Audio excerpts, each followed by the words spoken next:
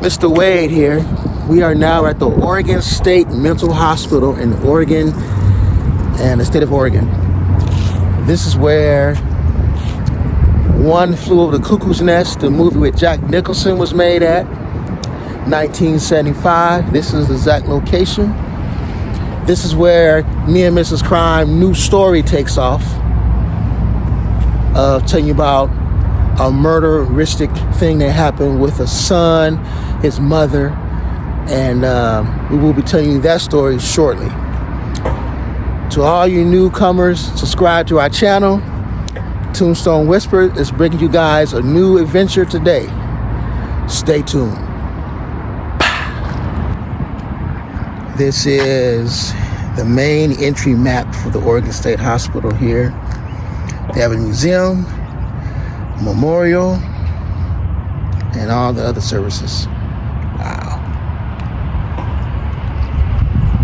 So this right here is legendary. 1975, the movie One Flew Over the Cuckoo's Nest, starring Jack Nicholson. This is the place. Nice.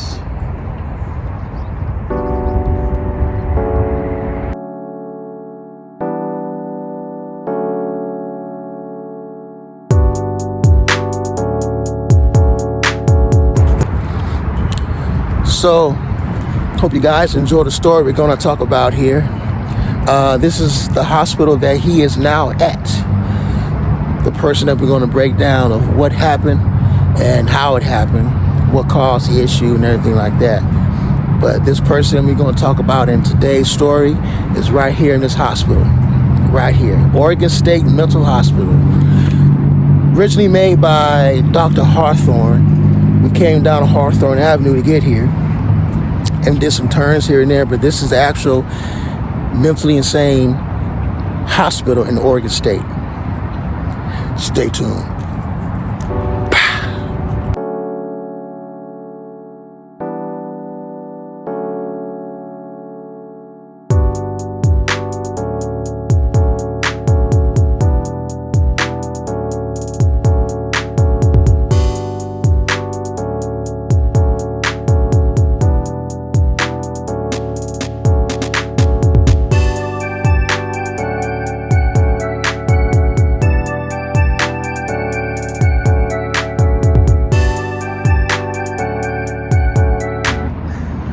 As you see right here by the door, One Flew Over the Cuckoo's Nest, 1975. The film adaptation of Ken Kissel's novel, Sheriff Jack Nicholson, Louise Fletcher, Will Sampson, including many patients and staff of the Oregon State Hospital.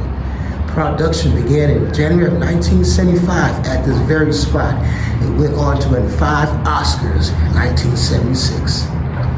Nice.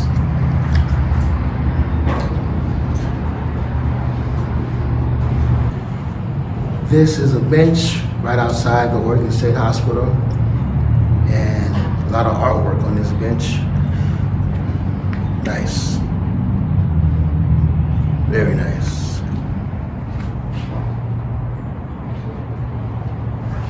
Oregon State Hospital and Museum of Mental Health. Insane Asylum, Salem, Oregon. This is how it looked back in the past. And this is how everything transitioned.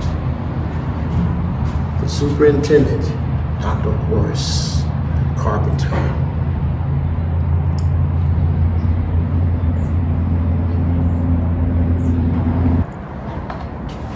So, Mrs. Crime, how you feel to be at the Oregon State Mental Hospital? I feel excited because this movie is one of my favorite movies, so I'm excited to be here. Nice. Yeah, we seen this movie together and we liked it. 1975 classic, One Flew Over the Cuckoo's Nest. Nice.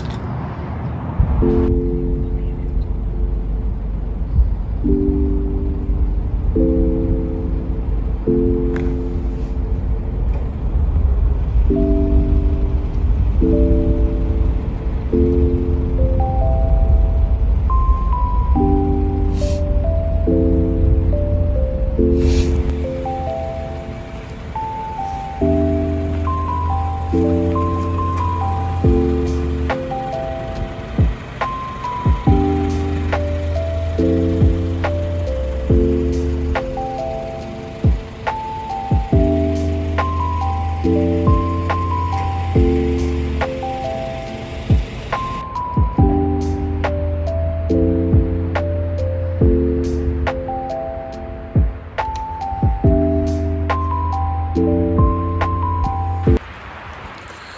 Mr. Wade here, we're at a cemetery on the hill, and I think it's called the Mount Home Elmwood Cemetery. Now, me and Mrs. Crime, we found the place. It's about an hour and a half from where we're at, but we came out here just for you. And our story begins about a guy. His name is Joshua Lee Webb, 36 years old. And I'm going to tell you a little more in a second. Stay tuned. So as we see, the cemetery here is not that big. It's quaint. But, you know, me and Mrs. Crime always give our respect to all the cemeteries. Like I said, it's way up on the hill.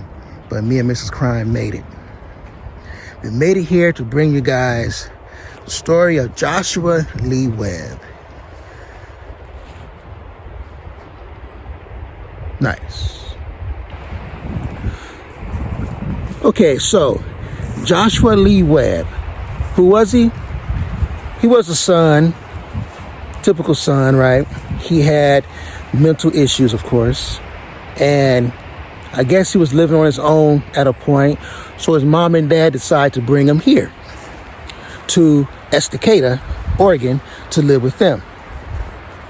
He had an eye problem. He couldn't really see well. He had some mental issues. And during the time that he was staying with the mom and the mom went to the dad and said, hey, look, our son is having some more issues. I don't know what is going on, but it's something strange. Okay. So basically what happened was Joshua Lee Webb, he said that there was a black box in the garage that was actually reading his mind. Channel Fox TV News was all about him. They were endorsing him. And also, he came to the point of that he thought his girlfriend was putting some kind of liquid in his drinks to make him, so she could read his mind and everything. So he was kind of going that route, okay? There go Mrs. Crime right there. She's doing her thing right now as I commentate this video for you guys here. Mrs. Crime. Right there. So, Joshua Lee Webb, going through all these mental issues, right? He decides, in his decision, May 14th, the year I reposted, but it was Mother's Day. So that day, he ended up killing his own dog. Yes, killed his dog. And the same knife, he took the knife, stabbed his own mother. Yes, cut her head off, cut her whole entire head off, and then got in his vehicle with the head of his mom, drove to the Estacada market with the head, went to a walk-in freezer, attacked one of the workers there, tried to stab him. The guy fought back. Another guy came in and beat him off of him, and they subdued him, and until the cops got there. His clothing was full of blood on arrival, drenched in blood. And the cops came, of course, and took him into custody. Now, while in custody, he takes a long nap. Yes, he takes a long nap. Now, after his nap, which was approximately, I guess, a couple hours to more, maybe 4 to 5 hour nap, he sits up on the bed in the holding tank of the jail and states to the police, "Ooh, that was a very good nap. Now, yes, I killed my mom, I killed my dog, and I attempted to stab the guy at the market store in Estacada Market. And yes, I did that. He totally admitted to all that. Totally admitted to everything that he did with the same knife. Now, Joshua's dad was in shock of all the stuff that happened. Here he is, a father and a son, or a father and a husband, lost his wife on Mother's Day of that year, and of course the family pet, the dog, and his son did all this. The father said he didn't see this coming. He said the wife stated to him that there were some issues with his mental capabilities, but the father did not see that happening. Wow. So Joshua Lee Webb did all this to his mother. Wow. Now, of course, it goes to trial. He didn't want no trial, of course, because he admitted to everything. So they put him in this mental state hospital that we showed you of Oregon. He's been there all this time.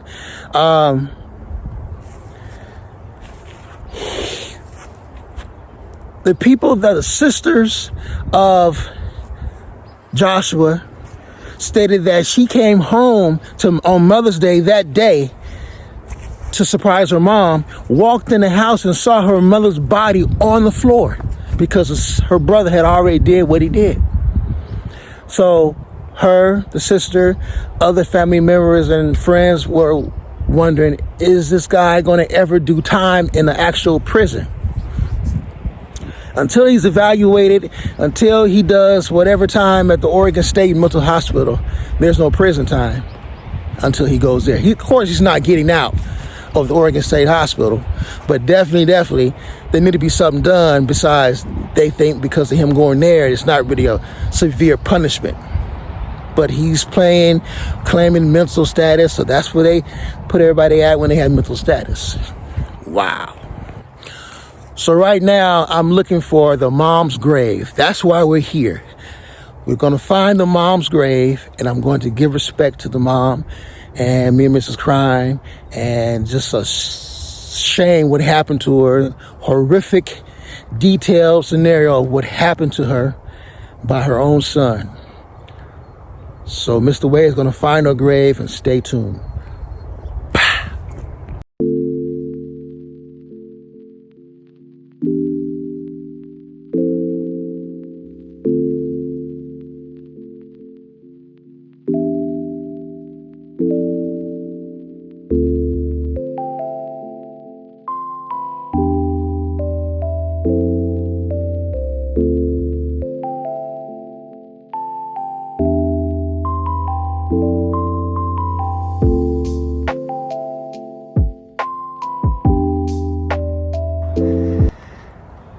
So this is the grave of Tina M. Webb.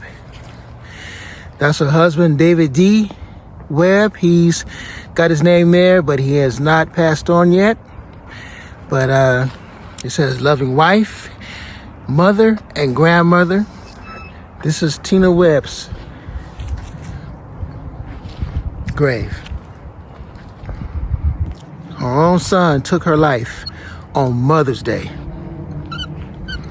Like I said, the year's posted, and our respect, tombstone, wish for respect from us, Mr. Wade and Mrs. Crime, and all respect to the mom that lost her life to her son, even though she was complaining about his activity to the father, and this is what happened. Wow. God bless the family of Tina M. Webb. Me and Miss Crime just saw this church across the street from the actual cemetery we were present at just now, and notice on the fence it says Tina Webb Memorial Garden 2017. Nice.